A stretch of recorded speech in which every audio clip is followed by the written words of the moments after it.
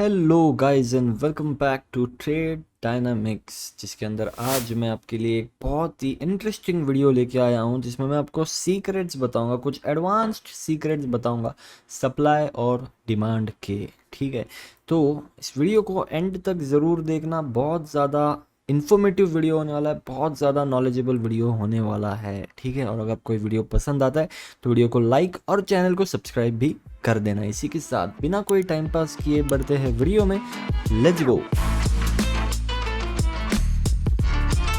All right guys, तो सबसे पहले मैं आपको बता दूं, सप्लाई और डिमांड के ऊपर मैंने पहले भी वीडियोस बना रखे, बट इस वीडियो में मैं बेसिकली कवर करने वाला हूं कि भाई सप्लाई और डिमांड जोन के आसपास मार्केट का बिहेवियर क्या होता है, कैसे सप्लाई और डिमांड जोन्स को करेक्टली मार्क किया जाता है, कैसे डिफरेंशिएट किया जाता है एक नॉर्मल सपोर्ट रेजिस्टेंस को और एक सप्लाई और डिमांड जोन को। ठीक है, और ये सप्लाई और डिमांड जोन कब जाके आखिर में ब्रेक होते हैं और ब्रेक होने के बाद का भी क्या बिहेवियर होता है ना, वो भी हम लोग आज के वीडियो में डिस्कस करेंगे। ठीक है, तो सबसे पहला पॉइंट अपना ये आता है कि भाई सप्लाई और डिमांड जोन्स होते क्या है। थोड़ा ना क्लियरली, अगर आपको पता भी होगा ना तो भी ये थोड़ा ध्यान से आप सुन लो। ठीक है, मैं सजेस्ट करूंगा। तो सप्लाई और डिमांड जोन होते क्या है, मैं आपको थोड़ा ना लॉजिकली बताता हूँ। देखो, जो भी जोन पर सबसे पहले डिस्कस करते हैं सप्लाई जोन। ठीक है, जो भी जोन से ना बहुत ज़्यादा सेल ऑर्डर्स प्लेस होते हैं ना, उसे बोला जाता है सप्लाई जोन। ठीक है, सपोज ये एक जोन है, इस जोन पे अगर बहुत सारे बल्क सेलिंग ऑर्डर्स प्लेस हो रहे हैं तो इसको बोला जाएगा सप्लाई जोन। क्यों? क्योंकि सेल ऑर्डर्स का बल्क में प्लेस होने का मतलब दूसरे लैंग्वेज में ये होता है कि वो जो क्वांटिटी है ना, वो क्वांटिटी बाय करने के लिए अवेलेबल हो गई है। ठीक है, वो क्वांटिटी को खरीदने के लिए अभी वो मार्केट में अवेलेबल हो गई है। इसका मतलब क्या है कि भाई उस क्वांटिटी का सप्लाई बढ़ चुका है। ठीक है, इसलिए उस जोन को बोला जाता है सप्लाई जोन। अब वो सप्लाई जोन को पहचाना कैसे जाता है? सिंपली, जहाँ से भी बहुत ज़्यादा एक बल्क फास्ट सेलिंग अपने को देखने मिली है ना, अगर मैं आपको सही से बताऊँ, अगर जहाँ से भी आपको बहुत ज़्यादा फास्ट सेलिंग देखने को मिल रही है ना, उस जोन को आप बोल सकते हैं एक सप्लाई जोन। ठीक है, अब इसी चीज़ को मैं अगर डिमांड जोन में बताऊँ आपको, डिमांड जोन क्या होता है। देखो, डिमांड जोन वो होता है जहाँ पे ना बल्क में बाय ऑर्डर्स प्लेस हो रहे हैं, बहुत ज़्यादा बाय ऑर्डर्स प्लेस हो रहे हैं। अब इसको डिमांड जोन क्यों बोला जाता है? क्योंकि इसका मतलब ये है कि वो क्वांटिटी ना बल्क में खरीदी जा रही है, तो इनडायरेक्टली बेसिकली उसका मतलब ये है कि भाई उसका डिमांड बढ़ता जा रहा है। ठीक है, डिमांड बहुत ज़्यादा बढ़ रहा है, इसलिए उस जोन को बोला जाता है डिमांड जोन। उसको कैसे पहचाना जाता है? जहाँ से भी एक स्ट्रॉन्ग बाइंग, बड़ा बाइंग मूव अपने को देखने मिलता है, उसको बोला जाता है demand zone. Simple as that. अब ये जोन्स ना, आपको बेसिक ये बता दूं कि भाई ये जोन्स को ट्रेडिंग में कैसे यूज़ करते हैं। इसको ट्रेडिंग में इस तरह से यूज़ करते हैं कि भाई ये जोन को अगर आप आगे खींचोगे और मार्केट वापस जब इस जोन के आसपास आएगा तो आपको फिर से एक बाइंग देखने को मिलेगी इस जोन के पास। ठीक है, तो आप एक डिमांड जोन के पास एक बाय ट्रेड आसानी से प्लान कर सकते हो, बट उसके अंदर भी बहुत सारे फैक्टर्स है जो हम अभी आगे जाके डिस्कस करेंगे। ठीक है, सबसे पहले मैं आपको थोड़ा एग्जाम्पल बता देता हूँ सप्लाई और डिमांड जोन्स का। अब ये एक जोन है, अगर मैं पीछे जाता हूँ पहले तो, ठीक है, ये एक डिमांड जोन है, करेक्ट। ये आप देख सकते हो एक डिमांड जोन है। क्यों? क्योंकि यहाँ से एक बहुत फास्ट बड़ी बाइंग अपने को देखने को मिली थी। अब आप एक चीज़ ऑब्जर्व करो, ये 1 आवर टाइम फ्रेम है। ठीक है, टाइम फ्रेम के ऊपर भी हम आगे जाके डिस्कस करेंगे, बट ये अभी फिलहाल 1 आवर टाइम फ्रेम है। तो 1 आवर में इतनी बड़ी बाइंग, आप सोच सकते हो कि ये अच्छी खासी बड़ी बाइंग है, और उसके बाद भी थोड़ा पुल बैक देके मार्केट और बहुत ज़्यादा ऊपर गया था। ये इतना बड़ा बाइंग, इतना बड़ा डिमांड जोन है, उसको मैं अगर आगे देखता हूँ, मार्केट घूम फिर के ऊपर इतना प्राइस एक्शन बना के सब करके वापस जब इस जोन के पास आता है ना, वापस यहीं से रिजेक्शन लेके अपने को एक बहुत बड़ी बाइंग देखने को मिली है। बट उसमें भी यहाँ पे ना बहुत सारा प्राइस एक्शन है जो हम आगे जाके डिस्कस करेंगे। उससे पहले मैं आपको सबसे पहले तो पॉइंट नंबर 2 बता देता हूँ, जो कि होता है जोन इज अ जोन। ठीक है, कोई जोन सिर्फ सप्लाई जोन या सिर्फ डिमांड जोन नहीं होता, वो बस एक जोन होता है। कैसे, मैं आपको बताता हूँ। देखो, अगर ये एक जोन है। अगर प्राइस इसके नीचे है, ठीक है, सपोज ना यहाँ से मार्केट ने एक सेलिंग दिया था तो ये एक सप्लाई जोन बन गया, करेक्ट। जब तक इस जोन के प्राइस नीचे है तब तक ये एक्ट करेगा एज अ सप्लाई जोन, ठीक है।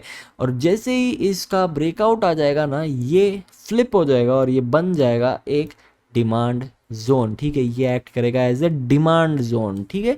ये चीज़ आपको समझना बहुत ज़्यादा ज़रूरी है कि भाई कोई भी जोन सिर्फ सप्लाई जोन या सिर्फ डिमांड जोन नहीं होता, वो एक जोन होता है, उसको ट्रीट करो एज ए जोन। इसका ब्रेकआउट हो जाए तो आप ये मत सोचो कि भाई ये तो सप्लाई जोन है, ब्रेकआउट हो गया अब इसका काम खत्म हो गया। ये एक डिमांड जोन में कन्वर्ट हो जाता है और उतना ही हाईली इफेक्टिव होता है, ठीक है। उतना ही ज़्यादा इफेक्टिव ये एज ए डिमांड जोन भी होता है। और same thing as a demand zone का जब ब्रेक डाउन होता है वो एक सप्लाई जोन बन जाता है और वो भी उतना ही इफेक्टिव होता है, ठीक है। ये पॉइंट मैंने आपको बताया क्यों, क्योंकि मुझे आपको यहाँ पे एक चीज़ दिखानी है। जो डिमांड जोन का मैंने आपको अभी एग्जांपल बताया ना, इसको मैं अगर पीछे जाता हूँ, ये था एक सप्लाई जोन, ठीक है। यहाँ पे देख सकते हो एक स्ट्रॉन्ग सेलिंग अपने को देखने मिली थी, फिर एक ट्रेंड लाइन से सपोर्ट देखने मिला, फिर एक सेलिंग देखने मिली, फिर एक सपोर्ट देखने मिला और फिर एक सेलिंग देखने मिली, फिर एक ब्रेकआउट आ गया। अब ये ब्रेकआउट क्यों आया मैं आपको बताता हूँ। जो चीज़ अपने को ले जाती है अपने थर्ड पॉइंट पे वो है कि भाई कोई भी जोन का ना काम करने के लिए उसका थोड़ा फ्रेश होना इम्पॉर्टेंट है। अब फ्रेश से मेरा मतलब सिर्फ टाइम है क्या?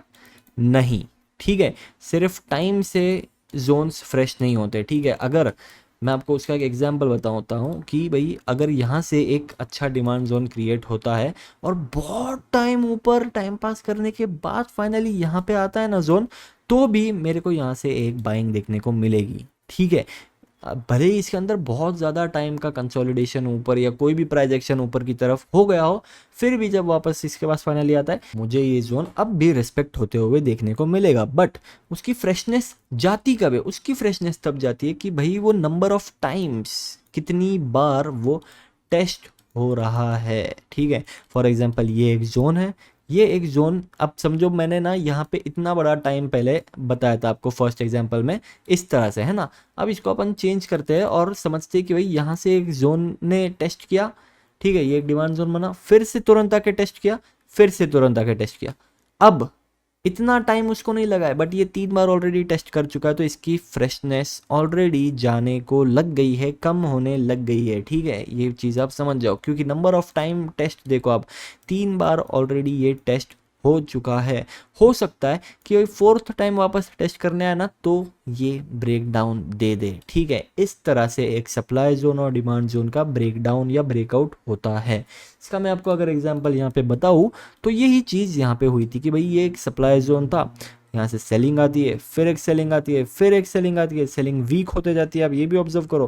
अब मैं अगर लोअर टाइम फ्रेम पे जाता हूँ ना, पहले मैं इसको मार्क कर लेता हूँ और थोड़ा लोअर टाइम फ्रेम पे जाता हूँ, ठीक है। अब यहाँ पर आप देख सकते हो जब मार्केट ना फिर से इतनी बार टेस्ट करने के बाद यहाँ पे आके फिर से एक बार रिजेक्शन दिखाता है, एक और बार टेस्ट करता है, तो एक स्ट्रॉन्ग ब्रेकआउट अपने को देखने को मिल गया। क्यों? क्योंकि ये पर्टिकुलर सप्लाई जोन की फ्रेशनेस जा चुकी थी। बट ब्रेकआउट होने के बाद क्या हुआ? ब्रेकआउट होने के बाद ये इसकी फ्रेशनेस फिर से वापस आ गई और ये बन गया एक डिमांड जोन, जो कि आगे जाके एज अ सपोर्ट काम करने लग गया, ठीक है। फिर डिमांड जोन का टेस्ट इसने कितनी बार किया? यहाँ पे एक बार किया और उसके बाद तुरंत, मतलब तुरंत नहीं आया वो, उसके बाद बहुत टाइम बाद फाइनली आके यहाँ पर इस डिमांड जोन को टेस्ट किया। अब टेस्ट करने के टाइम पे ना एक और प्राइस एक्शन को थोड़ा ना ऑब्जर्व करते हैं, ठीक है, जो कि मैं अपने को ले जाता है अपने फोर्थ पॉइंट पे, जो कि है कि भाई सप्लाई जोन और डिमांड जोन तो ठीक है इसके अंदर, बट बाकी कॉन्सेप्ट्स भी मैटर करते हैं। फॉर एग्जांपल लिक्विडिटी, ठीक है। अब अगर समझो एक सप्लाई जोन है, ठीक है, सॉरी एक डिमांड जोन है, ठीक है, ये जो मैंने ड्रॉ किया है, ये डिमांड जोन ऐसा नहीं है कि भाई मार्केट ने यहाँ से एक बार बाइंग लिया था वापस आएगा तो यहाँ से तुरंत बाइंग ले लेगा, है ना। उसको चाहिए लिक्विडिटी। उसको देखो, मार्केट आज की डेट में वर्क्स ऑन ट्रैप्स, करेक्ट। उसको थोड़े ट्रैप्स चाहिए, उसको थोड़ा ना फोर्स चाहिए, उसको थोड़े स्टॉप लॉसेस चाहिए ये डिमांड जोन को काम चलाने के लिए। तो वो क्या करेगा? जैसा उसने यहाँ पे किया, अपन ना थोड़ा सिंपली एक एग्जांपल देखते हैं, ठीक है। यहाँ पे मार्केट आया और थोड़ा ना ये डिमांड जोन को टच भी नहीं किया और थोड़ा पहले ही यहाँ से एक बाइंग अपने को देखने मिल गया और यहाँ पे हमने एक बाय साइड ट्रेड भी लिया था। अगर मैं आपको बताऊँ तो आई डोंट नो आपको दिख रहा है कि नहीं, यहाँ पे एक बाय साइड का हमने ट्रेड भी लिया था, ठीक है, स्ट्रीम पर हमने ये लिया था, ठीक है। बट मैंने स्ट्रीम पर ये भी बताया था कि भाई ये एक डिमांड जोन है स्ट्रॉन्ग, ठीक है। ये जो जोन है ना, ये लास्ट जोन है जहाँ तक गोल्ड आ सकता है, उसके बाद ज़रूर गोल्ड ऊपर जाएगा। तो गोल्ड ऊपर कैसे जाता है ना, वो थोड़ा आप ऑब्जर्व करो, ठीक है। पहले तो ये थोड़ा पहले से ही रिजेक्शन बताने लग जाता है और थोड़े बायर्स को इनवाइट करता है, ठीक है। बायर्स को इनवाइट करने के बाद ना वापस से नीचे जाने लगता है, ठीक है। नीचे जाने में होता क्या है, प्रीवियस जोन्स ब्रेक होते हैं, ठीक है। ये ब्रेक डाउन पे एंटर होते हैं सेलर्स, ठीक है।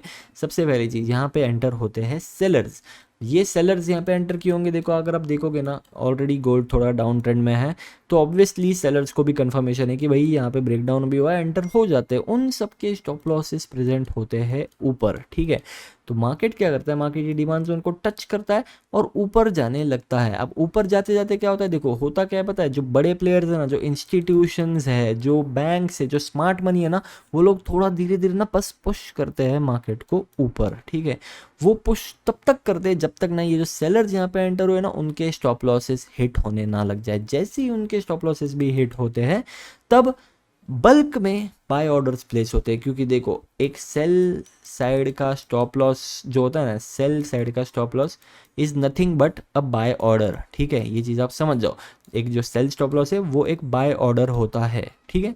तो जब सेल साइड के स्टॉप लॉसेस प्लेस होने लगते हैं, जब हिट होने लगते हैं, तो बाय ऑर्डर्स और बल्क में प्लेस होने लगते हैं, जिसके कारण मार्केट और ज़्यादा स्पीड में ऊपर जाने लगता है, ठीक है।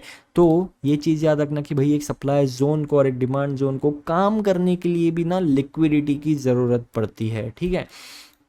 ऐसा मार्केट में ये भी पॉसिबल है कि भाई मार्केट ना एक डिमांड जोन बनाएगा, उसको ना ब्रेक कर देगा आते ही, ठीक है। डिमांड जोन समझो, ये एक डिमांड जोन है, उसको ना आते ही ब्रेक कर देगा। अब लोग सोचेंगे कि भाई इतना हैवी जोन ब्रेक हुआ है, इतना बड़ा डिमांड जोन ब्रेक हुआ है, यहाँ से तो बहुत बड़ा क्रैश आने वाला है। मार्केट क्या करेगा, मार्केट ऊपर जाएगा, थोड़ा रिटेस्ट बताएगा और फिर सबको ट्रैप करते हुए ऊपर जाएगा, ठीक है। इसको क्या बोलेंगे, इसको भी हम डिमांड जोन को रिस्पेक्ट होना ही बोलेंगे। बस इसने रिस्पेक्ट थोड़ा ट्रैप के ज़रिए किया है, ठीक है। ये चीज़ आपको समझना ज़रूरी है कि भाई सप्लाई डिमांड जोन आपने सीख लिया, बनाना सीख लिया, इसका मतलब ये नहीं कि जब भी मार्केट वहाँ पे आ जाए आपको बाय कर लेना है। आपको ना बाकी कंसेप्ट भी ध्यान में रखने हैं और ये सब पे ध्यान रखते हुए ही आपको आपकी ट्रेडिंग करना चाहिए। अगर आप मेरे लाइव स्ट्रीम्स अटेंड करते हैं तो मैंने ये सब सप्लाई जोन डिमांड जोन के आसपास हमने ट्रेड भी लिया, हमने प्रॉफिट भी बनाया अच्छे से, सब कुछ बढ़िया हमने किया। डाउन ट्रेंड मार्केट में 2 बार हमने बाय करके अच्छे बड़े प्रॉफिट्स कमाए। क्यों कमाए, लिक्विडिटी की वजह से, और जो जोन का जो सपोर्ट है ना, वो सब जो एक मार्केट स्ट्रक्चर होता है कि मार्केट अभी कहाँ प्रेजेंट है, वो सबको ध्यान में रखते हुए हमने प्रॉफिट बनाया। तो लाइव स्ट्रीम्स मेरे ज़रूर अटेंड किया करो और हमारा जो टेलीग्राम चैनल है ना, डिस्क्रिप्शन में आपको लिंक मिलेगा, वहाँ पे मैं फ्री में एनालिसिस और न्यूज़ वगैरह जो भी है पोस्ट करता रहता हूँ, वो भी मेक श्योर करो कि आप ज्वाइन कर लो। Thank you so much for watching this video. अगर आपको ये वीडियो पसंद आए तो वीडियो को लाइक करो, चैनल को सब्सक्राइब करो। Thank you so much for watching, मिलते हैं आपसे नेक्स्ट वीडियो में, तब तक के लिए बाय।